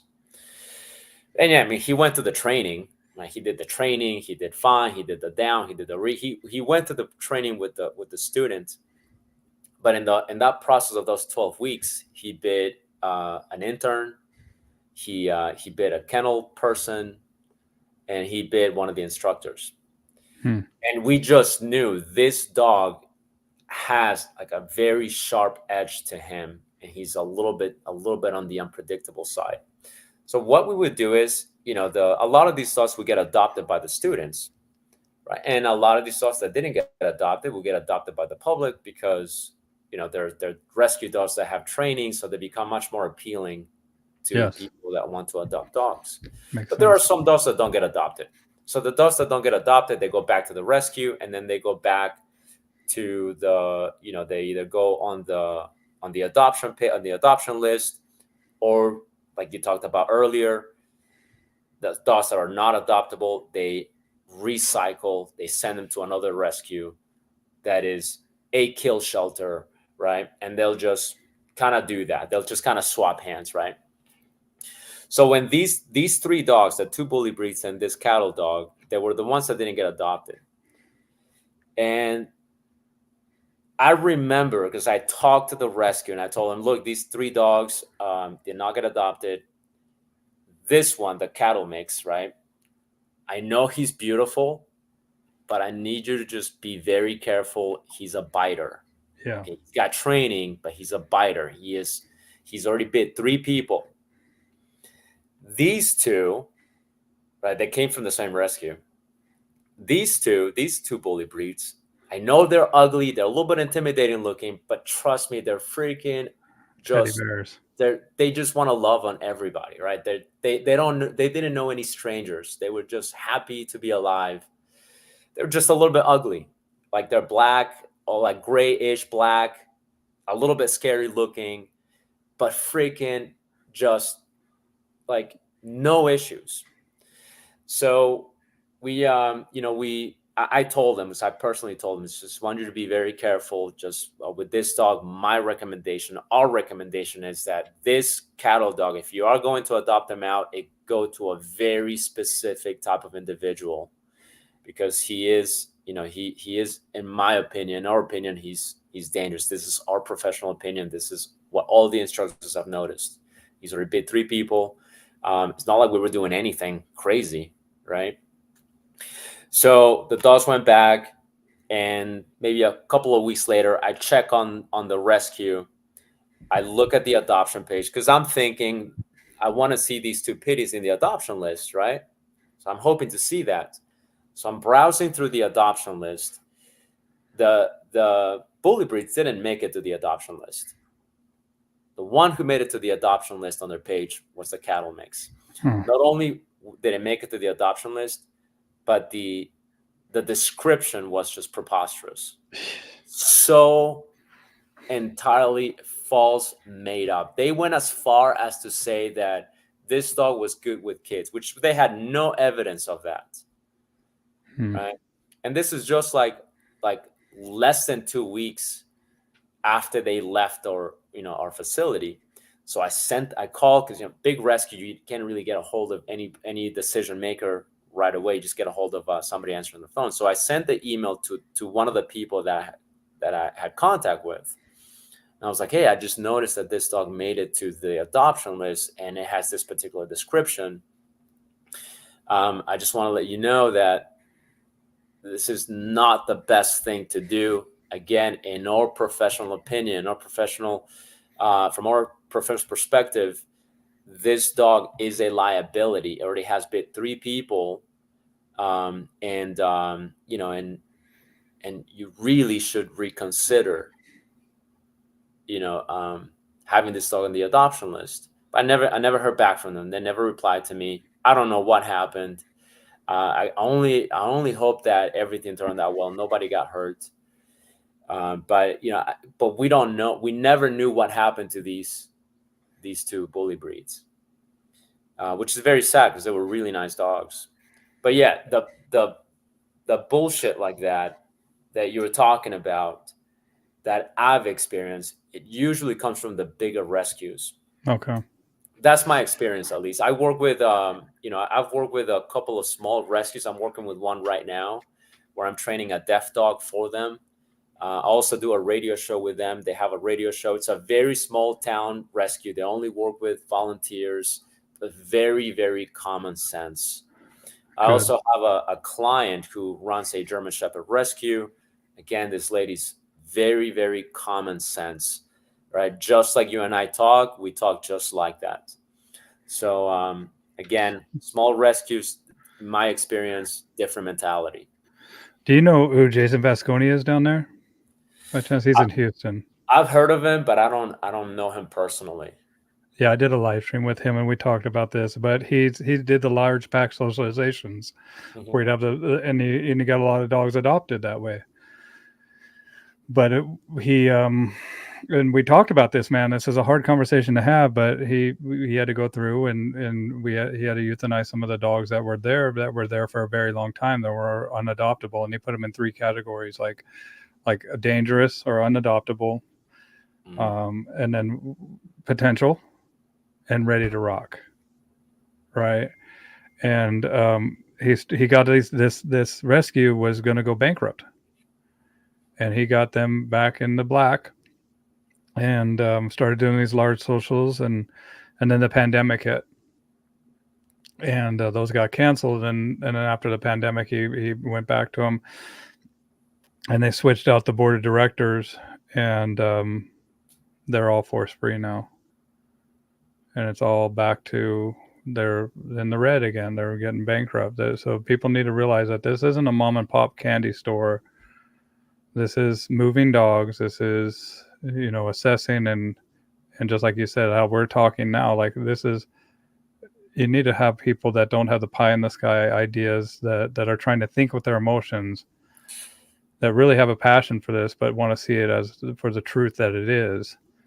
And then that's where like that's actually a really good conversation. And I'm going to have Jason on for my Patreon, because we're going to talk a little bit more about his experiences with he's in the herding world,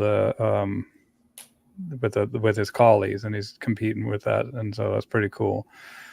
But it's a commonality, and we actually up here in the Pacific Northwest, we get all the Texas dogs. Isn't that crazy? Like they all come up here. They truck them up here. They say that's insane. William's podcast on Silver School had me very interested in attending. Awesome. Kashi? Oh yeah, for sure. Kashi's I don't know man. in person. I haven't had the pleasure of meeting him in person, but yeah, I know of him. I know who he is. Yeah, I'm friends on Facebook. Yeah, very talented trainer. Yeah, very talented. I'm sorry I didn't meet you either, Kashi. I was sick. I got pneumonia. The last gold school, or last silver school, I was supposed to be there as a gold with the booth there, and I got sick, unfortunately. But well, cool, man. Let me put up I just put up your Dog Training is My Passion website, and tell people what you do, dude. So you train trainers, you do your board and trains, and like if somebody's interested in, because a lot of these people that watch these are just dipping their toe in the water, becoming a dog trainer. So if you, how does that work? So, one of the things that people have asked me for some time is that they've asked me if I do seminars. I've had people ask me to, go visit them and do a seminar. In my opinion, this is just my opinion. I'm not saying that it's wrong or right. This is just how I feel. I feel like I just couldn't do enough in like a 2-day seminar. I feel like it would just leave more questions than answers to me. That's my opinion for me. And that might just be a reflection of maybe the way I communicate. But I feel like 2 days is, to me at least, it would not be enough for me to be able to convey a lot of ideas that I think would be important. So one of the things that I do instead as an alternative is I do a 5-day shadow program. So if I have a person that reaches out to me and they're like, hey, I want to learn from you. To me, 5 days, I've done it already a handful of times. It's a decent amount of time to convey more than the basics. I get them hands-on. I got 7 dogs, so they get to put hands on all of my dogs. They get to learn protection. They get to decoy. My dogs do bite work, and I have dogs that do bite work in various levels, from a very young dog that is just learning the basics all the way to a dog that is competing in the 3s. So they get to experience all of that. And so the 5-day to me is kind of a nice compromise of a nice alternative to a 2-day seminar. So I do that. If people are interested in that, they can go to the website. There's a way to get in touch with me like that. But I also train pets, just like like a lot of us do. It pays the bills. It's very rewarding, just like we talked about earlier. We get to see and my pet website is canisfortis.net. So that's different. So if you want me to train your dog, it's more specific to pet dogs. But I also do protection training. Yeah, that's the pet website. So I also do protection training. I do PSA. So I have a PSA club. I also have clients that have protection dogs that I do protection with. So I do like that. Protection is more of my hobby, so to speak. Okay. The thing that I really like, it gets my heart rate going. It gets my adrenaline pumping. Whereas the pet dogs is more of a thoughtful process. Obviously, they're both thoughtful processes, but different. Why PSA? Why not IGP or Mondio or? So the interesting thing is because nobody got back to me from the other sports. That's the only reason. Sometimes that's what it takes, That's man. the only reason. I'm like, I kept messaging the local IGP clubs or IPO clubs at the time.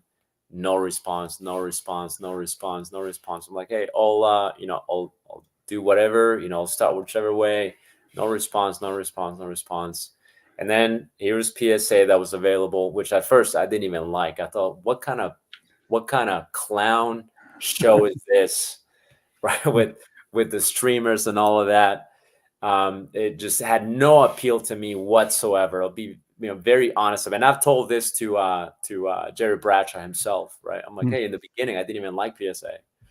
But then as I started to get involved in it, as I started to learn about the sport, as I started to step in the field, as I started to troubleshoot, I realized, man, I really like this sport. It just, to me, has like every element that I see would be necessary in a protection sport. It's got neutrality, it's got obedience under distractions, intelligent disobedience. There's an element of intelligent disobedience in the upper levels, right? There is protection phase. There's muzzle work. There's civil muzzle work. So equipment free, basically. There is pressure, and you need to do well. You need to have a good dog. That's the main thing. Like you need to have a good dog. You can't just do it with a good dog. Your training also has to be good. Not only does your training have to be good, and not only do you have to have a good dog, but you also have to have a team, right? So it's just, to me, it encompasses every element of just good training, in my opinion. So I've grown to love the sport. Well, how many PSA 3s are there now? 40, 30, I think. 40, yeah, 38, yeah. 40, yeah. Yeah. Damn. Do you have your 3 yet? No, I have a first leg of Okay. PSA 3. So I'm looking to wrap that up hopefully sometime soon. And then Nice. which is why I'm not too upset that I have so many Malinois, just because I just love the sport. I just want to keep doing it again and again and again. So sounds like you got good ones too. And I was talking to Fred Hassan, who's going to be coming on as well. And then I've talked to Jonathan Katz, and where we walked through some of the PSA trials, and something I've never done. I don't know if I'll ever do it, but I definitely vicariously live through you guys. And I've never been to a trial, but I wouldn't mind going. And I had a couple employees a long time ago go to Tar Heel to get some training back there. But yeah, it seems like a very interesting sport. The only aspect of it is the tracking, right? That's the hang up for me. I love the tracking. There's not a tracking, or is it? There is no tracking in PSA. Right. The closest thing, and I wouldn't even say it's even remotely close, but maybe the closest thing that I've noticed to any sort of scent detection there is on retrieve items that happen to be kind of hidden. And this you'll see in the level 3 only. You don't see it in the level 2. But like the judge could have you retrieve something very small profile. Okay. The judge could have the helper, the decoy, drop the item. And so if you have to do a retrieve, now your dog has to basically, retrieve an item that they don't see right away, right? It's not like obvious. So there's sometimes a little bit of an element of scent detection, because at that moment, then they have to use their nose to find that retrieve item. But yeah, that would be the only thing that I would say is the closest to any scent detection there. I think I'm afraid to really get into it because then I might like it, and not forget a dog. You love it. I like it. I like that you're constantly learning, and it's such a unique journey for each person. It is such a unique experience for each individual. And you're always learning something. Like it really, it really helps you appreciate, at least in my opinion, it helps you appreciate the dedication that the dogs have. Like these working dogs, one thing that working dogs taught me, their tenacity is just worthy of admiration. And if I had the same tenacity to do, if I had 80% of the tenacity that some of my dogs have, I'd be in the clouds. I'd be so far ahead. It's just so insane. They're not rationalizing. They're not going, if there is something scary, you work them through it. So then they learn. There's a bunch of elements to PSA that are uniquely your journey. Like your dog will be different than my dog. Your journey will be entirely different than my journey. Mm-hmm. And to me, that's what I really like about it. It's a good experience. I mean, I've seen Fred, I've seen Adrian, I've seen Pat and Glenn, I've seen Casey, of course, Jonathan.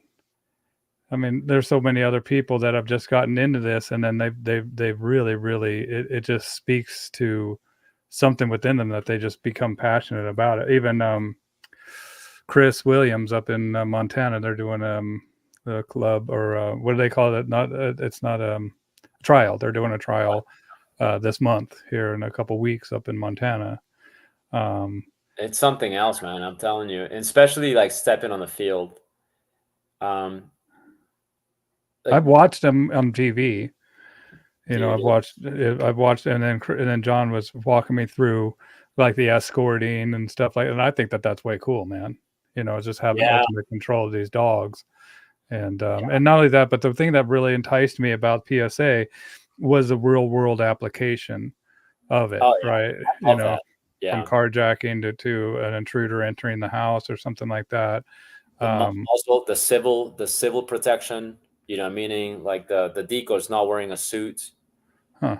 Your dog is just muzzled, and your dog has to attack that decoy not wearing a suit. Huh. And that's like essentially proofing the dog off of the suit. Like you'll have like one of the scenarios that I did and the last time that I tried in the threes and passed the first leg was he had to be on a muzzle. He had to pursue and attack a suited decoy. Right. So equipment, right. He's something he's seen since the beginning of his PSA training journey. It becomes a Right cue. and then right after that, he had to attack an unsuited decoy, which is something that when you're training for PSA in the upper levels, it's like normal. Like this is just what we do, right? You'll have a guy with a suit, something that you've been biting for a long time, and now you have to attack the person that is civil, not even agitating, and you have to think. I know my training, my imprinting tells me there's a suited decoy right here, but I have to go for the guy that's not wearing anything, and I have to do it on cue. So that's another part of the real world application to me that speaks to so many people is the dog is not just going for the equipment. Another one that is the fended scenario, which is this, you see this in the level 2, which your dog can be sent to bite a decoy. The decoy will be holding a sleeve, basically feeding your dog the sleeve, and your dog has to avoid the sleeve and bite the decoy, bite the person, right? So again, whenever you see people talk about, oh, sports are not good because sports are equipment oriented and sports are this and that and the other, you can look at PSA and go, no, PSA kind of answers that question. PSA addresses that concern, which is one of the reasons I love the sport. Yeah, Forces your dog to think, right, and to not get wrapped up in the reflexive, yes. aspects of that we see so many times, even in IGP and stuff like that. It becomes routine, right, and it becomes where it's not. It's a randomness, and that's one of the reasons why. Like I just did like this long line lesson for my Patreon, where I recorded it, and that's one of the things that we really emphasize is randomness, because but we belong to a world where chaos and order is inevitable. We're going to count random situations. We can't control the world, excuse me, but we can sure as heck train our dog to exist in it with us. Yeah, absolutely. Yeah. No, Right. yeah, I love that about PSA. And I think when you get into it, when you get dog number 8. Yeah, no kid. And Malinois. Well, I've had Malinois promised to me for free, dude. Like they're like, yeah, man, let me know whenever, and like really good lines. And I'm just like, I need to go. I'm not. My wife would kill me, dude. I'm not the Mal. I'm not worried, but I just love what I see with it. But I think that when I do have one dog, 2 dogs, maybe that's when it's time for me. Is going to be in the working dog world. You're gonna get hooked. You're gonna love it. I don't doubt it. The only time I see people not like it is people who get easily discouraged by opposition. Not me. What I mean by that, which I know you're not, but what I mean by that is it's a high failure sport, high failure rate, especially when you get to the upper levels. So that can be pretty damaging to your self-esteem. That can be pretty hard. With my dog Rust, when we were in the level 1s, because he was very weak temperament wise. He did not like gunfire. He did not like hands. I had to desensitize all of that. He would hear a gunshot. His first instinct would be to run away. So I had to work through that. We failed the level 1 7 times in a row. That's a lot of failing, right? Traveling and failing 7 times in a row. It's freaking exhausting. It makes you second guess. It made me question whether I should even be doing this. It made me question, do I even know what the hell I'm doing? Should I just quit? Should I just switch professions? Because I don't think I can get this done, right? And then when we got to the 3s, I failed 13 times in a row. 12 or 13 times in a row. That's a lot of failure, right? I'm not boasting about it. There are people that failed way less, obviously, right? I failed 12, 13 times in a row before we got our first leg. So not to say that you're going to encounter a similar journey. You're probably going to have like maybe 1 or 2 failures here and there. You're a much more astute guy than I'm sure than I am. But, like failing, some people I've noticed, and I notice it even with the people that I know, if they fail once or twice, they just get crushed. Yeah, deflates them. They get demotivated. They just don't want to do it. They just lose the motivation. And so, I mean, I even know people on Facebook that I know on Facebook, right? They have 1 failure or 2 failures, and they just get really down on themselves. And I look at it as it's just a failure, just move on, do it again, learn from that failure, and just move on. And the more you fail, the more desensitized you get to failing. I'm at a point now where I step at a trial field, when I go to a trial, I don't even get nervous. Like all people ask me, "Are you nervous?" I'm like, not in the least, nothing. Can't learn unless you fail. I got my nervousness out of the way, early. Oh, Mama's home. Cool, man. Well, this is what I say. Fail harder. Yeah. Don't let it kill you. Go harder at it, fail harder. Yeah. Well, William, my wife is coming home. I got to go drop off this dog at 6, so it's 5:15. So I got to hit the road. Sorry about that, man. Hey, it was a pleasure. It was great talking to you. We definitely need to get together, chat some more. But it was great meeting you, and it was just an honor being on your show. So I really appreciate that. Thank you for that, dude. It's an honor having you, and I'm sorry we had a little hiccup there. When we lost the power, people that don't know that are joining us, I went away for a little bit, but we'll say goodbye. I'll say goodbye to you in the studio. So stay right there, William. Okay. And then, okay. Bye everybody. Thanks for watching another live stream. Check me out on Patreon, comment or the link is in the comments. And then also, hold on one second. Let me put let me see if I can find canisfortis.net in the comments while I'm thinking about it right now. This is Will's pet dog training site. And Tim says, thanks, you guys. Thank you guys for being here. Thank you, guys. And check out canisfortis.net. And I'll see you all. Oh, Friday, I'm streaming again with Jonas Black, who was talking about his Hogs for Hope. And then next week, I'll be talking next Tuesday, every Tuesday, I'll be doing these next Tuesday at noon, Mahogany Gamble.